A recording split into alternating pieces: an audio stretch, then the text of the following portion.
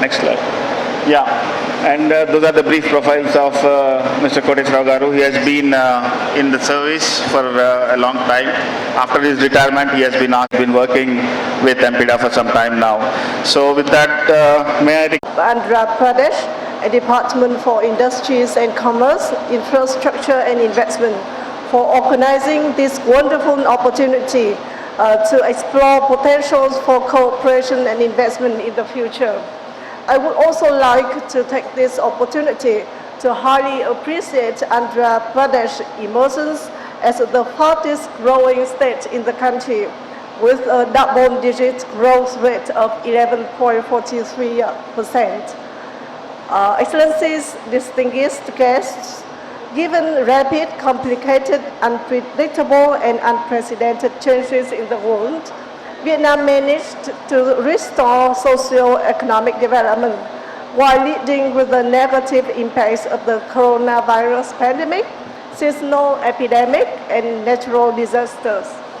Vietnam's GDP growth rate in 2022 reached about 8%, among the highest level in the world. Vietnam has now worked to join the group of the world's 40 largest economies and become one of the world's 25 leading economies in terms of trade, with a total trade value reaching a record of $732 billion. And currently, Vietnam has 36,278 valid FDI projects, with a registered investment capital of approximately $439 billion. And the accumulated realized capital not foreign investment projects topped around $274 billion. And Vietnam has 3 seaports in the top 50 seaports of the world, biggest of the world, according to the latest update to the list of 100 seaports by Lloyd's Maritime Company in the UK. And during this path of development, so we are very happy that India has now been an increasingly important partner of Vietnam. Ties between our two countries have been constantly strengthened throughout our own ups and downs of the history. And we are delighted to witness many important achievements in the relations between the two.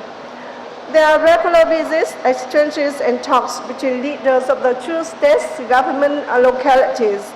And the fact that India is among the 4 countries having a comprehensive strategic partnership with Vietnam demonstrates the significance of this relationship. And meanwhile, economic trade and investment cooperation has seen remarkable progress over the years.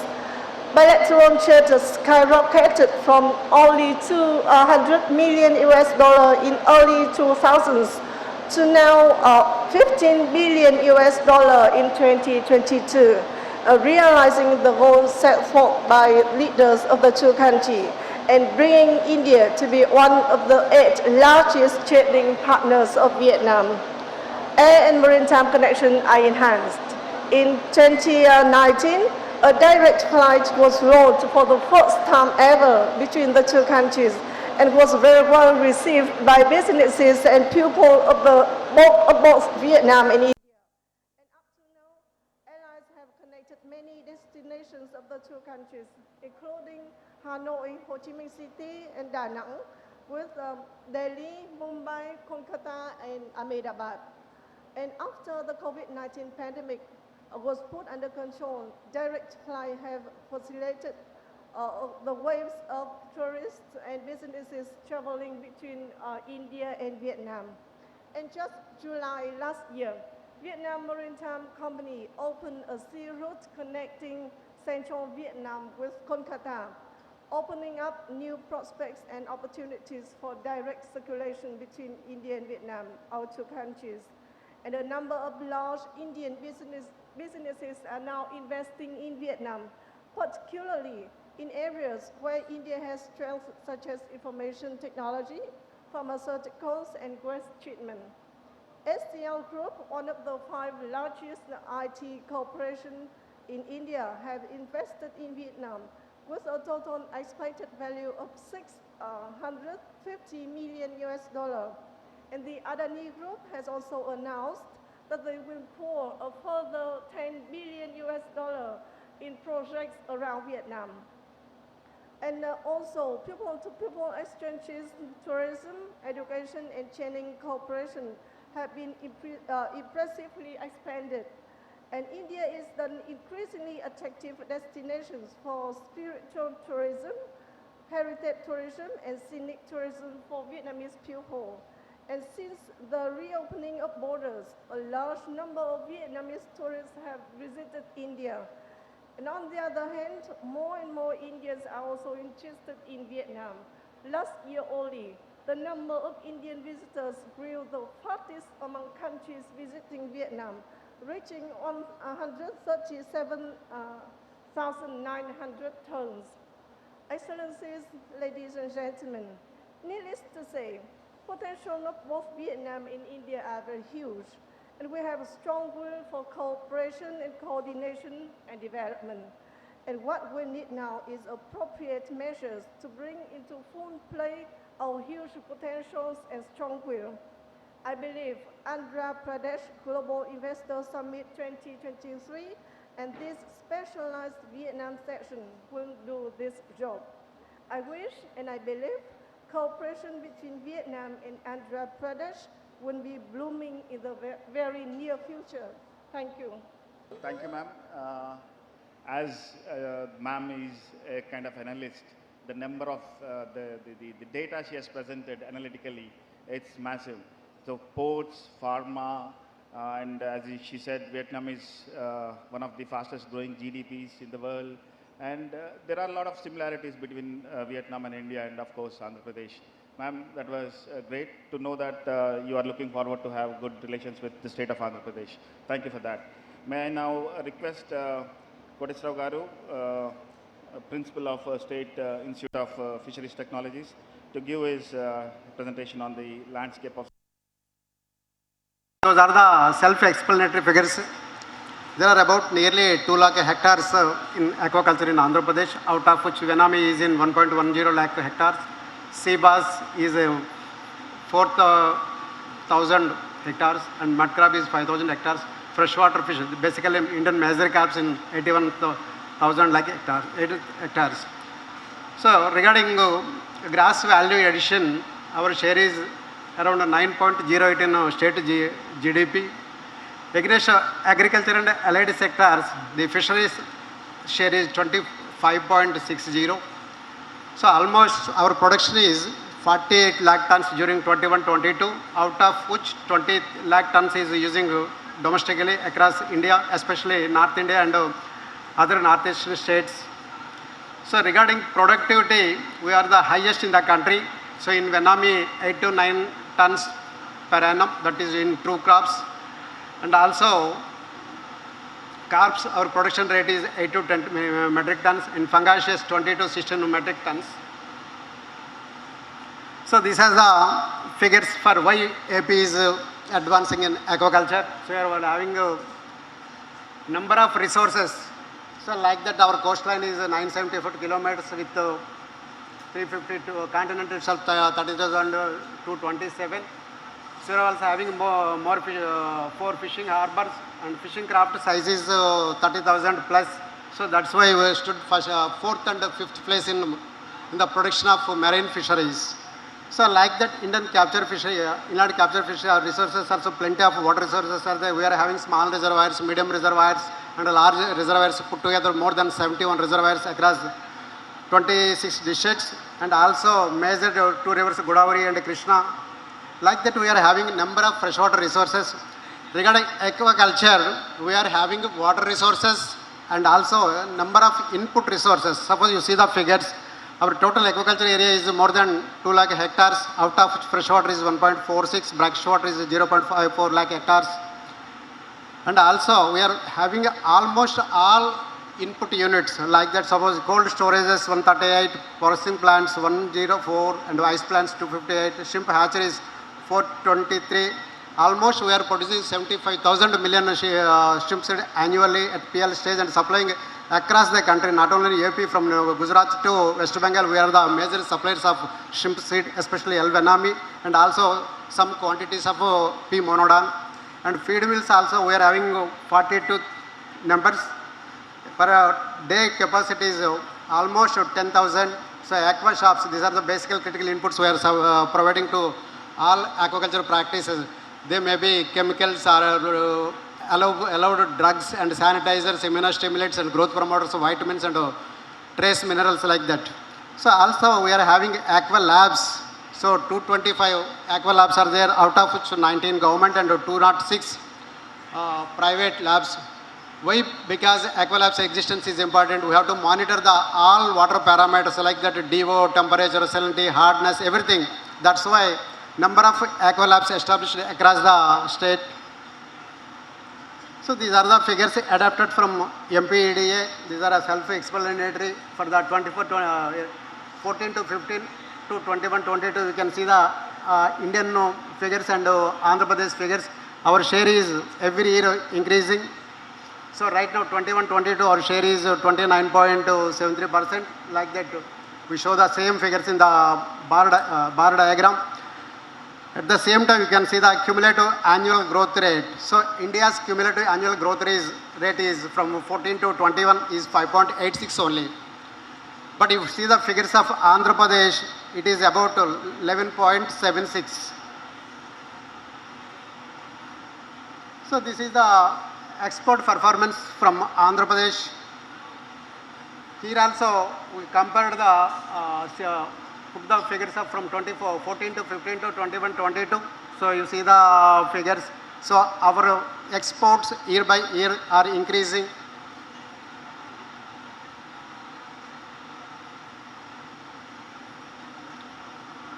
So here also we compared the India versus AP.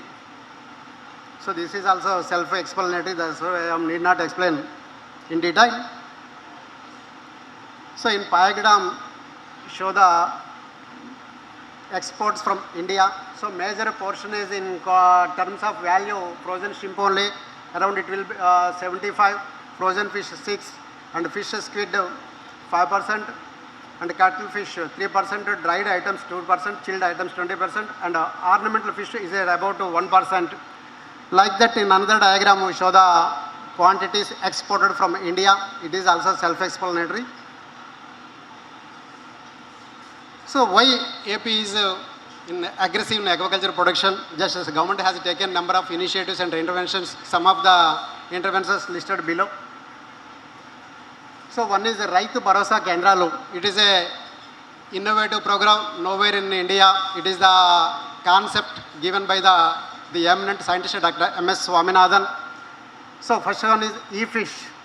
So in agriculture, the department every year conducts the cropping area. So which crop is growing and government, what are the steps to be taken for the protection of farm. Like that, fisheries department is also conducting e-fish survey. In that survey, we will enumerate the entire aquaculture area on species wise, which species is cultivating and what are the steps to be taken to the marketing and to support the farming community. Like that, we are conducting regularly e-fish survey, and YSR Matsya Sagu Badi, it is nothing but farm schools. Like that, we are conducting farm schools in fishery sector also, in marine sector, inland sector and aquaculture sector.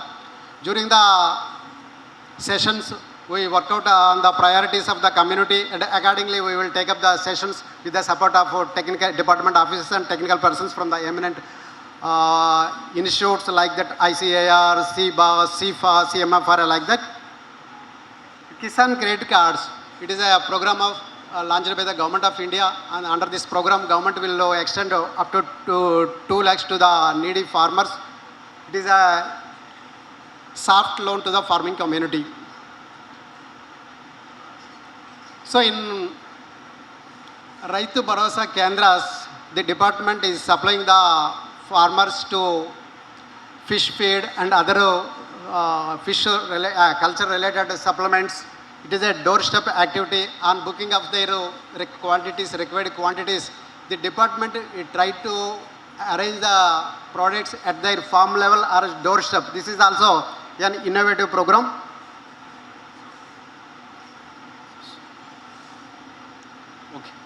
In aquaculture, aqua lab services are very crucial. That's why government already established 27 integrated labs along with the agriculture labs. In those labs, we are providing the all lab services in water management, feed quality and seed quality and everything.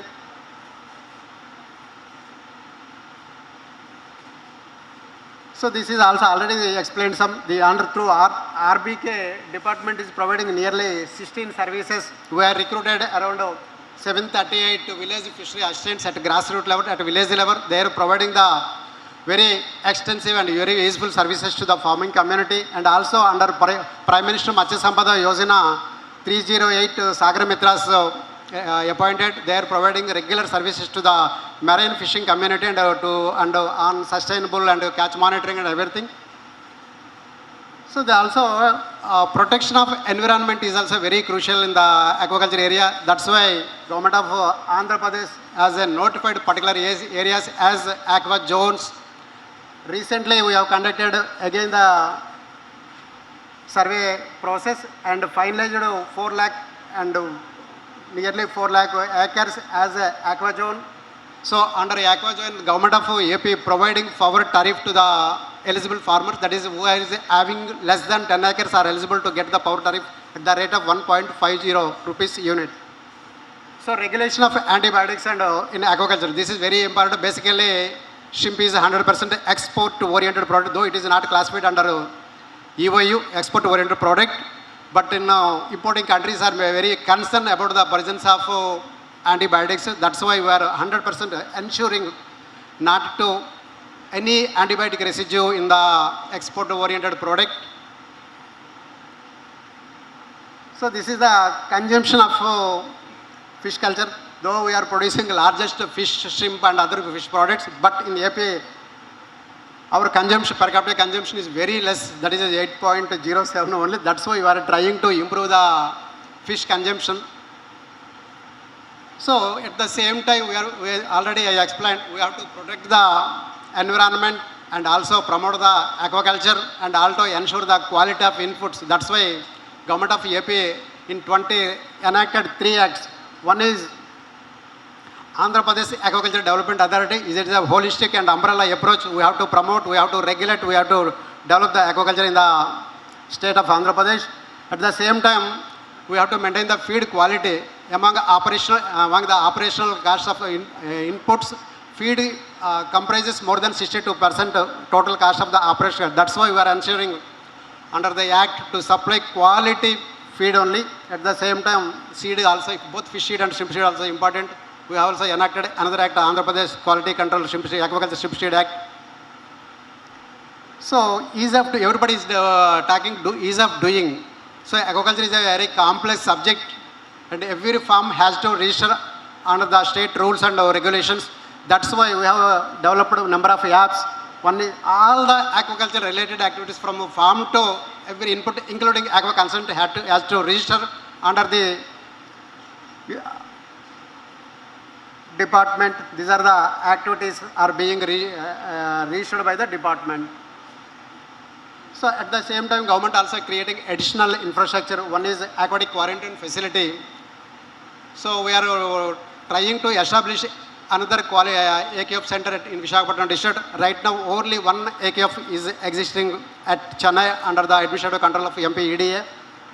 So we are also promoting another alternate species. Suppose you take China, South Korea, Japan, they are having 50 to 60 species as a candidate species are promoting species. But in AP, only 15 species are under culture. That's why we are promoting and strengthening the alternate species activities like sea bass, mud crab, vena, JS campi, and other species also. So these are the major cultivable species in Andhra Pradesh. These are the native species, that is the local species of India. Those are the imported species. That's why we are calling them exotic species. All are imported from different countries. These are also, we are trying to promote these species also. This is fungaceous. In hotels, they are calling as a apala fish or basha fish. This is a roopchand, but physically this species is not allowed officially. But this is also growing, rearing in large areas. That is a tilapia, it is a second global fish. So marl is a native of Asian countries. We also are promoting that species culture also in AP. So you already familiar with both the species. It's a Indian species, monodon. That is a L. vename. Basically, it is a exotic species imported from West American coast. This is a magur. Now we are trying to stabilize and try to improve this species breeding technology already developed by the SIFRI and SIFI. This is Amur carp who also freshwater scampi with the support of World Fish C5 has developed genetically improved variety. Now we are promoting this species in India, especially in Andhra Pradesh. Lot of export scope is there. Just another 2 to 3 minutes, no problem. This session started very lately. There are culture practices. There is a number of different types of culture. One is monoculture, polyculture, and polyculture with fish, polyculture with prawn and tiger shrimp. Like that, we are doing different types of culture practices. So there is in aquaculture best managed. There is a disease threat is there. There is no curability also. So we will always advocating the farming community to you have to adopt best management practices. That these are some of the best management practices shown here. One is biosecurity. Another is a nursery rearing shrimp, but that is a 2 stage or 3 stage, and pond automation to reduce the burden of the farming community and automatic feeders. Like that, we are promoting the best management practice across the state to protect the farming community.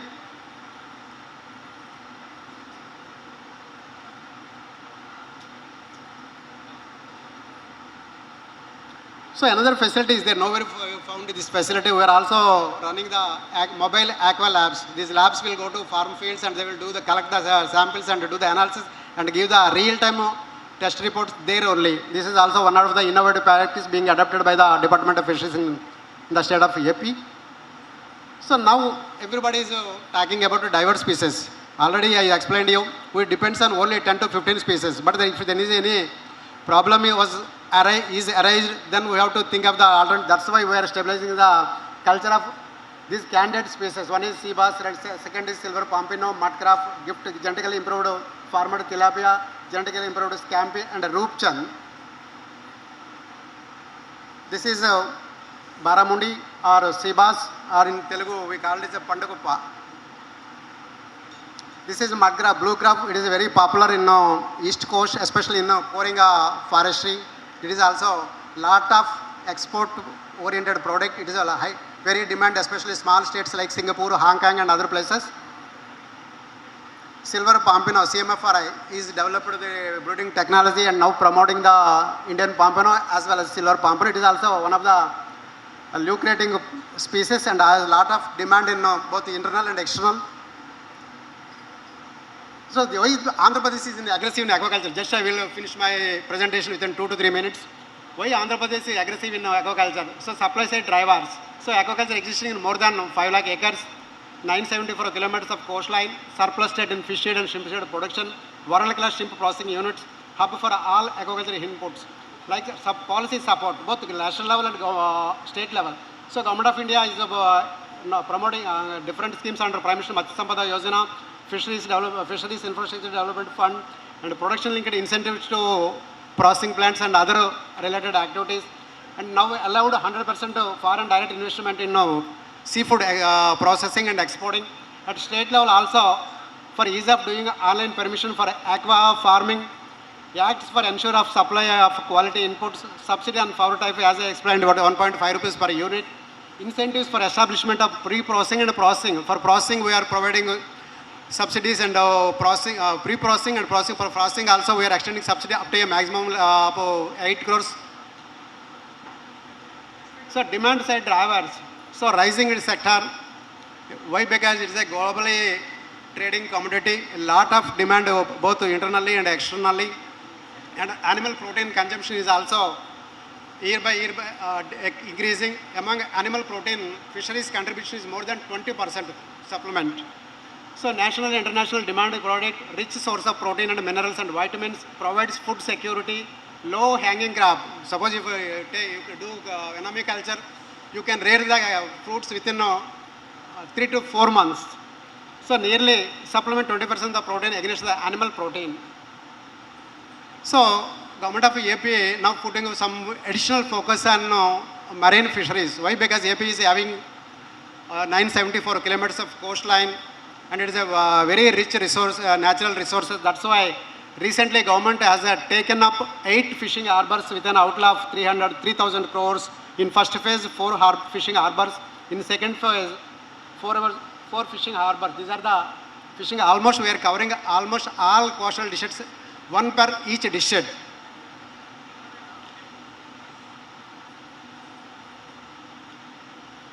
So new trends in aquaculture. So there are number of practices are emerging in aquaculture. One is monosex culture. In tilapia already established monoculture. All males are nano males. So second, in Vietnam, some disease threats are there. That's why farmers are adopting 2-stage or 3-stage culture. So to minimize the disease outbreaks, and also at the same time they are getting the crop within 60 to 70 days only. This is also innovative practice in AP. Also RAS, we are promoting recirculatory aquaculture system. Bioflux system is nothing but is a microbial technology. So in that technology, we are minimizing the feed costs and also protecting the farming community to outbreak the diseases. Polyculture, some farmers are doing Indian major crops with LNME, and some farmers are doing Indian major crops with JS Campi. These are also very encouraging, and results also very encouraging. So cage culture, recently we have taken up this activity. Government of India also Government of AP also finalizing the policy for leasing the freshwater as well as the marine water bodies. That is under active consideration. There is a lot of scope in AP for freshwater reservoir cage farming and sea cage farming. So value-added products present. What is the scenario of value-added products? Suppose as said, Vietnam representative, their exports are more than 60% in value-added shape, but our percentage is 10 to 15%. Exports are same, both Vietnam and AP almost figures are same, but we are fetching only $6 to $7 billion, but they are fetching $10 billion. Why? Because their product is in value addition shape. That's why they are fetching more foreign exchange. So the demand for value added products is very high. Almost in high economy countries, very lot of demand for high valued products. So exports will ensure, but at the same time, we have to maintain the what standards prescribed by the imported countries like US FDA, like European FDA, Japan, Food and Administration rules. At the safety of the products and the traceability of the products. In foreign importing countries, we have to ensure the traceability. So opportunities for investments, shrimp and fish feed, there is a scope for additional units. Pre-processing and processing, lot of demand is there for establishing additional units. Value-added products, very demand for value-added products. Sea cage farming also demand is there. So ornamental fisheries is emerging sector in AP. We can focus on this also. So why everybody is talking about aquaculture? Locally we are talking aquaculture, national level, global level. What is the importance behind it? Just you can see the just list out very limited points. One is alternative food source under food security. Why? Because number of minerals are there, number of vitamins are there, different proteins are there which are essential for human growth and providing huge employment. In AP, it is providing 1.5 million people. Suppose you take global figure, it is more than 600 million people are getting employment under fisheries and aquaculture. So sustainable use of aquaculture resources. Right now we are more focused on natural resources. Almost in latest figures, the fish and fisheries production more than 80% from aquaculture only. Investment, there is a number of investment opportunities. Seafood is also global trading product and then foreign exchange. That's why everybody, not only state, national or globally, thinking and planning and working on aquaculture and aquaculture related activities. So thanks for listening. Thank you. Thank you, Koteswarao Garu. It was a very elaborative and comprehensive presentation. One point to take away for the Vietnam representatives is 100% FDIs are open, it seems. So that's the point to take away. Now, may I request Dr. T.R. Good morning all. First of all, I would like to thank Government of Andhra Pradesh for inviting the Marine Product Export Development Authority to participate in this Global Investors Summit this year. And I will also thank Chairman MPEDA, Dr. D.V. Swami IAS for deputing me for this program. So, most of the points have been covered by Kodishwara Garu. That is very informative presentation. So I'll focus on the export side solely. So MPEDA is the nodal agency for the promotion of exports of marine products from the country. It is focused on the overall development, including the infrastructure development, regulation and promotion of marine product exports from the country. So coming to the network of MPEDA, we have almost presence in all the maritime states, being a central government organizations. So we are having regional offices and sub-regional divisions focusing on export promotion as well as on aquaculture in various states, right from Gujarat to West Bengal. All the maritime states we have covered, and we also have trade promotion offices in New Delhi, New York, as well as in Tokyo, Japan. So in addition, we have having laboratories also, so checking the presence of banned products in aquaculture products. And we also have societies, 3 societies are working under MPEDA, looking after the extension activities as well as research and development in aquaculture section. We also have ELISA laboratories, 16 numbers, mainly in Andhra Pradesh, Odisha and Tamil Nadu, to screen the presence of antibiotics. Without testing the antibiotic presence, we cannot export to mainly to EU and US. So coming to the first society of MPEDA, it is called NetFish. As the name indicates, it is called Network for Fish Quality Management and Sustainable Fishing. So they focus on their extension activities among the fish workers, fishers, mainly the fishermen, it is called fishers, and also in the fish processing community. So main focus is on maintaining the quality to reduce the post-harvest losses in the fisheries sector. It is also focusing on the sustainability of fishing, giving more prominence to and creating awareness among the negative aspects in fishing like juvenile fishing, destruction of mangroves, such that. So next society under MPEDA is called NAXA, just like NetFish, working for seafood production area in the marine sector among the fishermen and fish processing people. NAXA work among the fish farmers. So they do the capacity building activities for the fish farmers, taking them, helping them in the formation of societies, mainly acting among the small scale fishermen in the country. So they also do the capacity building for improving their knowledge in best aquaculture practices and also help in marketing of shrimp. And coming to the third society, it's called the Rajiv Gandhi Center for Aquaculture. It is the R&D wing of MPEDA. So they mainly focus on the development of aquaculture techniques for species that is having export potential. They also run the aquatic quarantine facility for importing SPF El Venami, that is in Chennai. So SPF El Venami brood stocks are being quarantined in the aquatic quarantine center run by RGC under MPED. They also have the aquatic genetic laboratory to map the disease surveillance programs in aquaculture, mainly in shrimp aquaculture in the country. So coming to the infrastructure we have in the country, we already almost have around 1,307 exporters doing export of seafood from the country, and we also have around 622 processing plants of very high quality. The main thing we have to focus is the estimated installed capacity of the sector.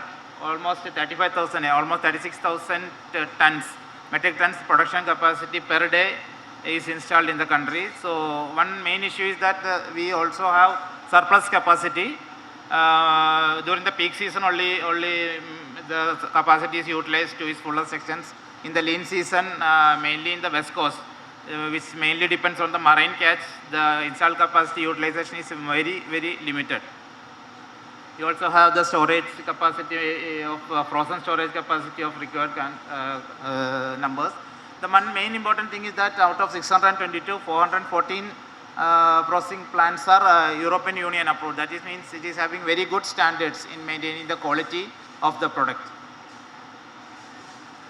So coming to the value addition infrastructure, we also have the cooking facility, is canning and retort pouching facility, IQF and freeze drying facility, and surimi processing units.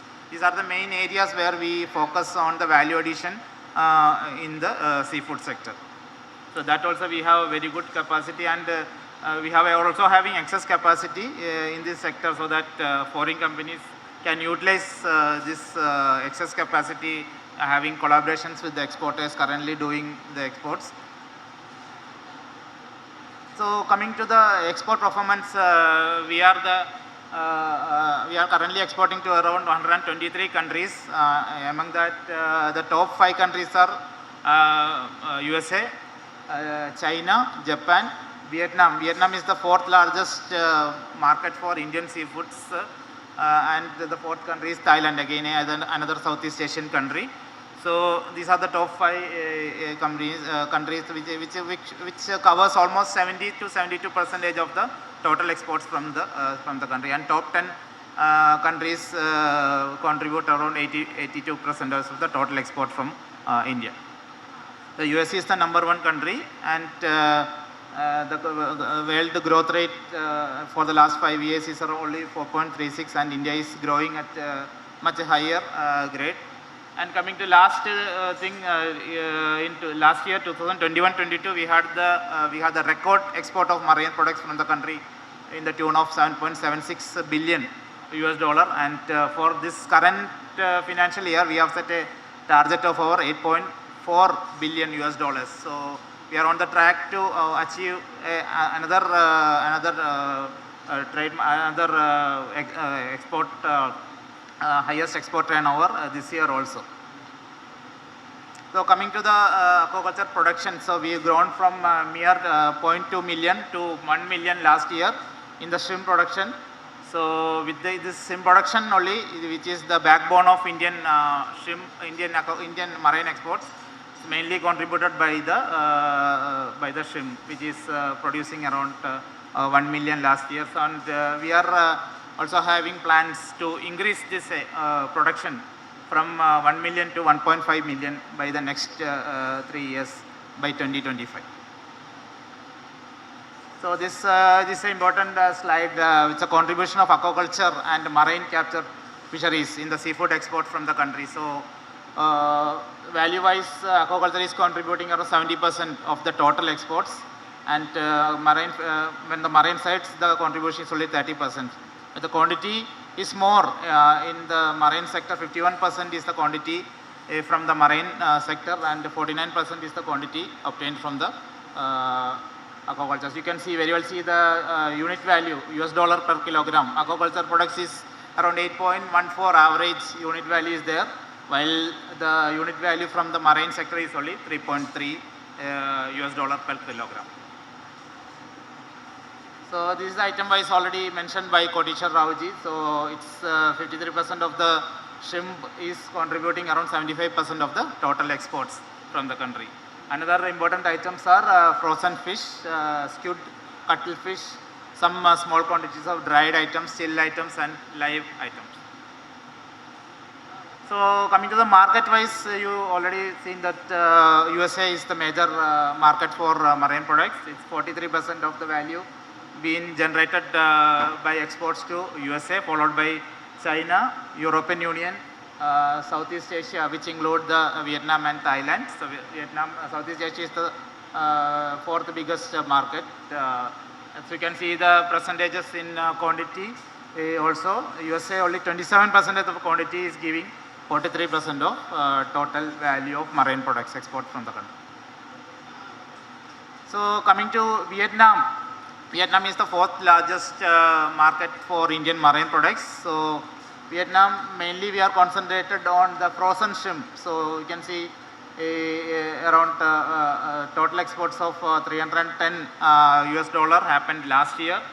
Around 238, around from 2010, around 238 million was from frozen shrimp only. The other important items were cephalopods like cuttlefish, squids, and octopus. Octopus is also a major commodity exported from India. Other items include the stream dried fish meal. Fish meal is also a major commodity, followed by octopus. Surmi is also exported in a very large quantities. Frozen baigai, it's a whelk that is also then fish soluble paste, it's a byproduct from the fish meal industry that is also exported to Vietnam. And last year the growth was less. When you see the next slide, you can see the growth. So it was earlier, you can see in 2017-18 the growth was, the export value was around 1.7 billion. But due to various reasons, mainly the issue of the Haipong port. Haipong port, through Haipong port, most of these commodities were going to exported to China, re-exported to China. Since the closure of Haipong port during the same period, due to 2019, the exports to China has increased. So almost whatever exported to Vietnam, now it is directly going to China. And for the last 3 years, the exports is hovering around 300 millions, 310 millions. But this year, up to January, results are also showing very promising. We have already crossed 413 million this year up to January, and it is expected to reach 500 million this year in the marine products from the country. So if you see the Indian seafood versus Vietnam's global imports, you can see in frozen chapter 3, fish and crustaceans, we have only 14% share in the Vietnam markets. They are exporting around 1.5 billion from around the world, and India is contributing only 2.228. And but in frozen shrimp, we have got the monopoly. We can say around 71% of the total imports of Vietnam in the frozen shrimp sector is being contributed by India. So we can increase the percentage by increasing the. But what is happening is most of these exports, as Kotecha Rao already mentioned, it is going as inputs to the seafood value addition units in Vietnam. So they are directly reprocessing and exporting to EU and USA. So other important items are cuttlefish, squid, the cephalopod, which we have around 14.86% in Vietnam. And octopus is one commodity that also we have having around 58% share in the Vietnamese market. But in value addition, it's very less. You have only 2.3% value-added products being exported from India to Vietnam. So that side we need some kind of importance. And coming to the last slide, so we would like to increase our exports to Vietnam as well as to Southeast Asia, especially to Vietnam. So our main target from the COVID period onwards, we used to conduct a lot of buyer-seller meets with the assistance of Embassy of India in Vietnam, as well as Vietnam Seafood Exporters Association, VASEP. So we are working closely with VASEP and Embassy of India and other regional development authorities in Vietnam also. We conducting a series of buyer-seller programs with Vietnam. So and reverse buyer-seller meet also we have planned, and some of the buyers visited India during the last India International Seafood Show. It is a international show conducted by IMPEDA. It happened in last February, in last month in Kolkata. So a lot of buyers from Vietnam also participated in this show. So main cooperation from Vietnam we required is in the value addition and investment in India. So as Kotecha Rao already mentioned, 100% FDA is permitted now in the seafood processing. Even though investments can be done through collaboration also, as around 20-50% of some plant in the lean season the capacity utilization will come down to around 50% in Andhra Pradesh. So the capacity is already there, so we can have collaborations to have preliminary value addition as well as value addition from India. So for Vietnam, India will be a very good destination to start their exports to the countries like EU and Middle East in terms of logistical advantage we are having. And finally, we are also planning to participate in exhibitions in Vietnam, seafood exhibitions like Viet Fish happening in Vietnam normally happens in the September month. So we are regularly participating in that for increasing the exports. And finally, we expect Vietnam to give some kind of training. We arranged the visits of some experts from Vietnam to train the exporters in doing some kind of value addition in India. So we want to promote that also in a big scale. As everybody know, Vietnam is the hub of value addition and they are the industry leader in value addition of seafood in the world. So with that words, I conclude my presentation. Thank you once again to the organizers for giving MPEDA the opportunity to give this presentation. Thank you very much.